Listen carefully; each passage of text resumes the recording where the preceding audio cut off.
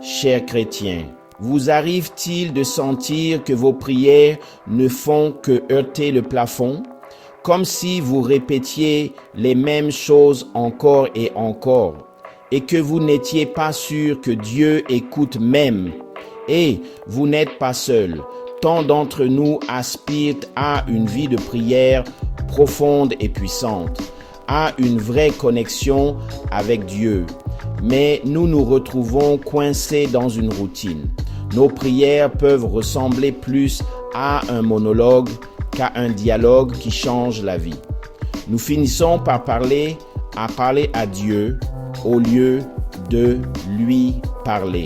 Mais que se passerait-il si le secret d'une conversation puissante avec Dieu se cachait sous nos yeux dans la manière dont Jésus lui-même priait?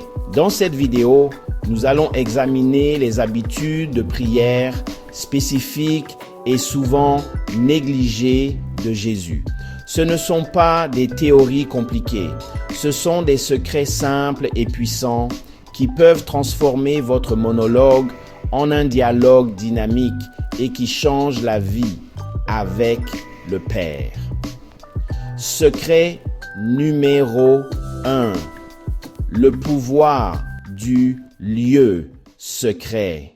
Le premier secret que nous voyons dans la vie de Jésus est que la solitude est absolument essentielle. Les évangiles sont limpides. Jésus se retirait souvent dans des lieux isolés pour prier. Marc 1, verset 35 nous dit « Et s'étant levé de bon matin, longtemps avant le jour, il sortit et s'en alla dans un lieu désert, et là il pria. » Puis Luc 5, verset 16 dit « Il se retirait dans les lieux déserts et priait. » Ce n'était pas une chose unique, c'était une habitude centrale de sa vie. Réfléchissez-y. Quand vous avez les conversations les plus importantes et intimes de votre vie, les avez-vous au milieu d'une fête bruyante et bondée? Bien sûr que non. Vous trouvez un coin tranquille où vous pouvez vous concentrer et vraiment vous connecter. La prière est cette conversation intime avec Dieu. Même si Jésus était constamment entouré de foules et de demandes, il savait qu'il devait s'éloigner pour vraiment se connecter avec le Père. Cette pratique de la solitude ne consiste pas à fuir votre vie. Elle consiste à l'ancrer. Dans le calme, loin du bruit et des notifications, vous pouvez enfin entendre. Pour Jésus, ce temps de prière solitaire était la source de sa compassion, de sa sagesse et de sa puissance. C'est là qu'il se rechargeait, qu'il recevait sa direction et qu'il puisait la force pour le ministère à venir. Alors, quelle est l'étape pratique pour nous? Vous devez trouver votre propre lieu solitaire. Il n'a pas besoin d'être un flanc de montagne. Ça pourrait être un placard, un coin de sous-sol, votre voiture avant d'entrer au travail ou un fauteuil dans le salon avant que les autres ne se lèvent. L'emplacement n'est pas aussi important que l'intention. L'objectif est une zone sans distraction où vous pouvez être seul avec Dieu. Programmez-le, défendez ce temps. Jésus nous a montré que pour parler puissamment à Dieu, nous devons d'abord être dans un lieu où nous pouvons écouter. Secret numéro 2, la priorité de la prière. Et cela nous amène au deuxième secret. Pour Jésus, la prière n'était pas juste une activité, c'était une priorité. C'était plus important que le sommeil, plus important que la nourriture et plus important que les demandes urgentes des foules. Nous avons déjà vu qu'il se levait longtemps avant le jour pour prier, mais cela va encore plus loin. Avant de prendre l'une des décisions les plus importantes de tout son ministère, choisir les 12 apôtres, que fit-il? Luc 6, versets 12 à 13 dit « En ces jours-là, Jésus se rendit sur la montagne pour prier, et il passa la nuit dans la prière à Dieu. Quand le jour parut, il appela ses disciples et il en choisit 12, qu'il nomma aussi apôtres, toute une nuit. Pour Jésus, les décisions majeures nécessitaient une prière majeure. Son ministère ne reposait pas sur son propre talent. Il reposait sur la puissance qu'il recevait de son Père. C'est un énorme défi pour nous, n'est-ce pas? Combien de fois prenons-nous des décisions qui changent la vie concernant nos carrières, nos relations ou nos finances sans passer de vrai temps en prière? Nous pourrions lancer une rapide « Dieu, aide-moi ».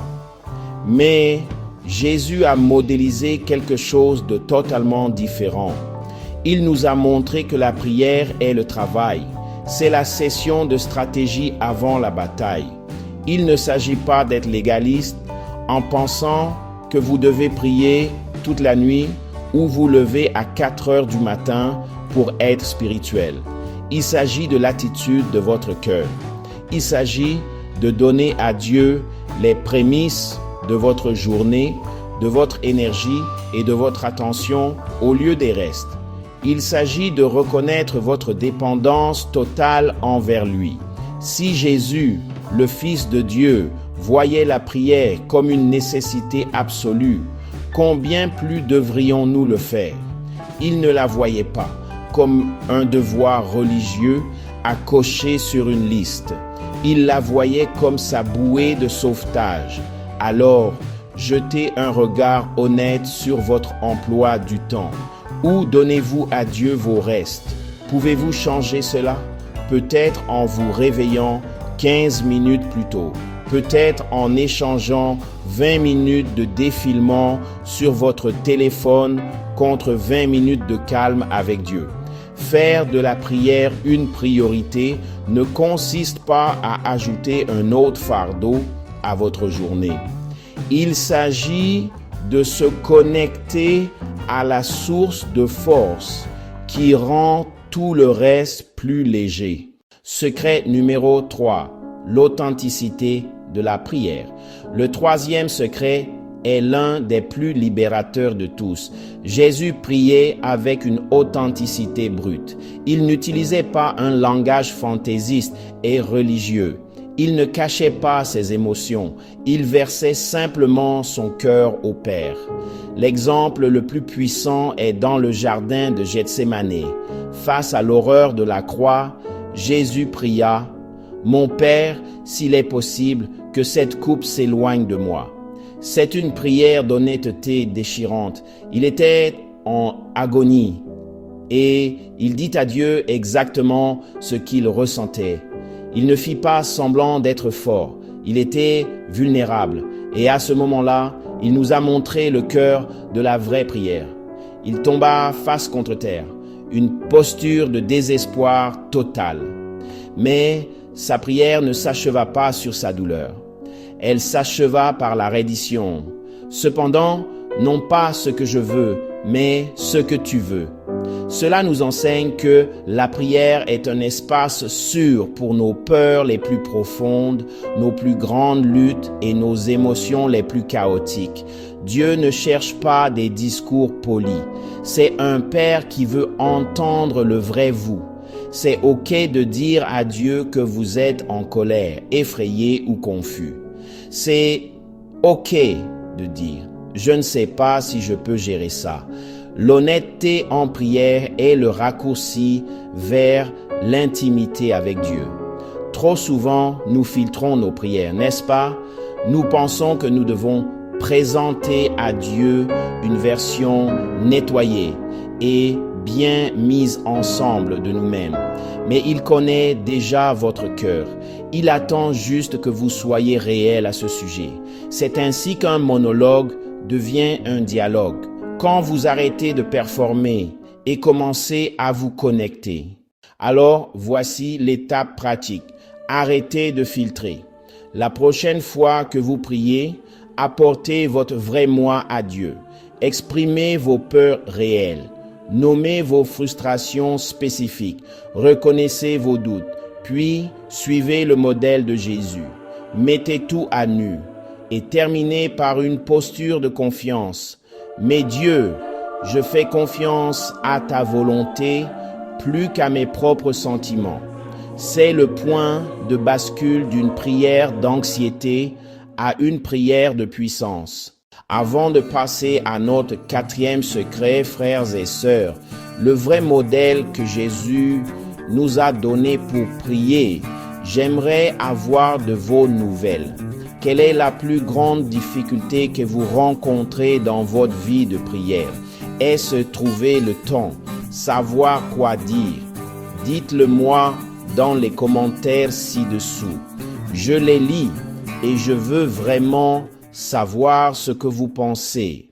Secret numéro 4. Le modèle pour la prière. Quand les disciples virent l'intimité incroyable de la vie de prière de Jésus, ils ne demandèrent pas « Enseigne-nous à faire des miracles ». Ils demandaient « Seigneur, enseigne-nous à prier ».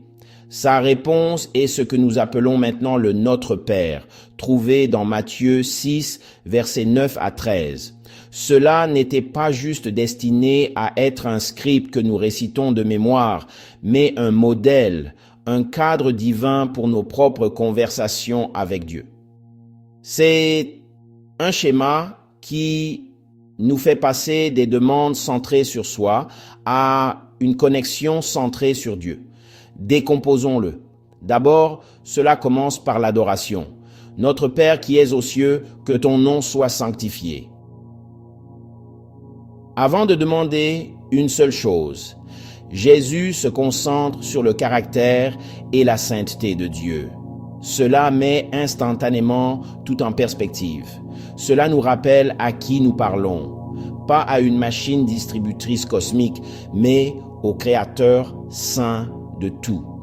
Quand vous commencez par louer Dieu pour ce qu'il est, vos problèmes commencent à sembler beaucoup plus petits comparés à sa grandeur. Deuxièmement, cela s'aligne sur sa volonté. Que ton règne vienne, que ta volonté soit faite sur la terre comme au ciel. C'est une étape cruciale de reddition. Avant de présenter notre agenda à Dieu, nous nous soumettons à lui. Nous disons essentiellement, Dieu, qu'y a-t-il dans ton cœur? Je veux que ce que je veux s'aligne sur ce que tu veux. Troisièmement, cela demande la provision. Donne-nous aujourd'hui notre pain de ce jour. C'est une admission simple et humble que nous dépendons de lui pour tout. Pas seulement pour l'année prochaine, mais pour aujourd'hui. Cela nous maintient dans un rythme de dépendance quotidienne envers lui. Quatrièmement, cela traite du péché. Et pardonne-nous nos dettes, comme nous pardonnons aussi à nos débiteurs. La prière est un lieu pour un cœur pur. Il s'agit de confession devant Dieu et de libération de l'amertume envers les autres. Si vous sentez que vos prières sont bloquées, c'est un excellent endroit pour examiner votre cœur. Enfin, cela demande guidance et protection. Et ne nous soumets pas à la tentation, mais délivre-nous du malin. Car c'est à toi qu'appartiennent le règne, la puissance et la gloire puissante pour les siècles des siècles. Amen. C'est une admission humble que nous ne pouvons pas naviguer les batailles spirituelles de la vie seuls. Nous avons besoin de sa guidance pour rester sur le bon chemin et de sa puissance pour nous protéger. Utiliser ce modèle transforme la prière. Cela vous fait passer d'un monologue « donne-moi, donne-moi, donne-moi » à une conversation riche qui inclut l'adoration, la reddition, la dépendance, la confession et une requête pour la guidance. Secret numéro 5. L'étendue de la prière. Ce secret final concerne la direction de nos prières. La vie de prière de Jésus n'était pas seulement verticale entre lui et le Père. Elle était aussi horizontale. Il priait constamment pour les autres personnes. Cela s'appelle la prière d'intercession. Dans Jean 17, nous avons ce regard beau et intime sur Jésus priant pour ses disciples. Il prie pour leur protection, leur unité et leur but. Puis il fait quelque chose d'étonnant. Il élargit sa prière pour nous inclure en disant « Ce n'est pas pour eux seuls que je prie, mais aussi pour ceux qui croiront en moi par leur message. C'est vous. Avant même que vous ne naissiez, vous étiez dans le cœur et dans les prières de Jésus. Et ses prières pour les autres ne se limitaient pas à ses amis. » Dans l'un des moments les plus stupéfiants des évangiles, pendant qu'il était pendu sur la croix, Jésus regarde les gens qui se moquent et le tuent et prie « Père, pardonne-leur, car ils ne savent pas ce qu'ils font. » Cela élargit radicalement ce que peut être notre vie de prière. Si souvent, nos prières se coincent dans notre petit monde, mes besoins, mes problèmes, ma famille, Jésus a modélisé une vie de prière qui portait les besoins des autres. Il nous commande même de prier pour ceux qui nous persécutent. Prier pour un ennemi est un acte radical d'amour qui peut briser le cycle d'amertume dans nos propres cœurs. Pour qui priez-vous? L'intercession fait passer notre vie de prière d'un centre sur soi à un centre sur le royaume. Voici une étape pratique. Commencez une liste d'intercession. Ça peut être dans un cahier ou à votre téléphone. Priez pour votre famille et vos amis par leur nom. Mais ensuite, étirez-vous. Ajoutez votre patron ou un collègue difficile. Ajoutez le voisin qui vous agace. Priez pour vos leaders. Quand vous commencez à porter les autres à Dieu en prière, vous commencez à les voir à travers ses yeux et votre propre cœur commence à changer. Alors, frères et sœurs, rappelons-nous ces saints secrets de la vie de prière de Jésus. D'abord, trouvez votre lieu secret de solitude. Deuxièmement, faites de la prière une priorité. Troisièmement, soyez authentique au niveau des tripes dans votre conversation. Quatrièmement, suivez le modèle divin que Jésus nous a donné. Et cinquièmement, élargissez votre étendue pour prier pour les autres. Mais voici la chose la plus importante à retenir. La prière n'est pas un rituel, c'est une relation. Il ne s'agit pas de trouver les mots parfaits, il s'agit de se connecter au cœur du Père.